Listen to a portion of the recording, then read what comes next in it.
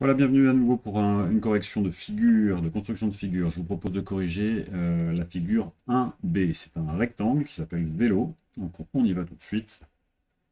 Voilà ma feuille sur laquelle je vais commencer par une figure à main levée qui ressemble déjà à un rectangle avec 4 angles droits. Voilà une forme classique de rectangle. Je code tout de suite les angles droits.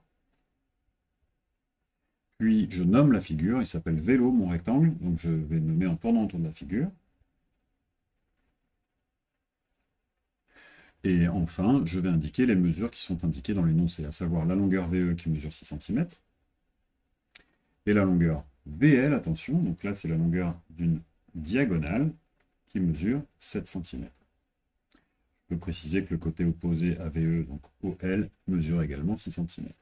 Voilà. Je vais donc avoir besoin, comme dans chaque rectangle, à chaque fois d'une équerre, pour faire des angles droits, d'une règle, et puis on verra de quoi nous avons besoin d'autre. Je vous propose de démarrer par le côté supérieur pour pouvoir ensuite descendre vers le bas de la feuille. Donc, commençons par le côté VE, j'y vais 6 cm. Dès que je trace un segment, j'en profite tout de suite pour nommer ces sommets.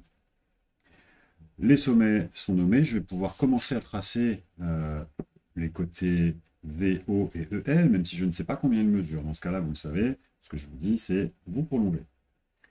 Vous tracez une demi-droite et vous prolongez. Donc là, j'essaie de ne pas commencer pile à l'angle droit, puis je prolonge proprement. Je rejoins jusqu'à l'angle droit. Voilà. De la même façon, de l'autre côté, je laisse un peu d'épaisseur, un peu pour l'épaisseur de mon crayon. Je commence ici, je ne sais pas combien va mesurer ce côté, mais je sais que j'ai fait un angle correct. Donc je sais déjà que mes côtés auront à peu près cette allure-là. Puis, il me reste à indiquer que cette mesure-là va faire 7 cm. Alors la façon la plus élégante de reporter une longueur, hein, c'est en général d'utiliser le compas. Alors, j'ai déjà préparé ces 7 cm. Ils sont ici. Voilà, on a bien 7 cm. Je prépare avec mon compas un écartement de 7 cm et je m'indique que du point V jusqu'au point L, il y a 7 cm. Pour cela, je vais piquer sur le point V, puis je construis un arc de cercle. Voilà, vous voyez un peu mieux.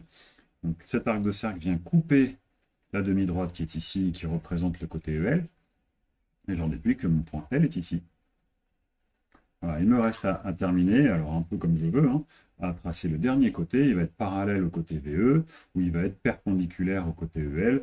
Tiens, je vous propose d'utiliser la méthode des parallèles.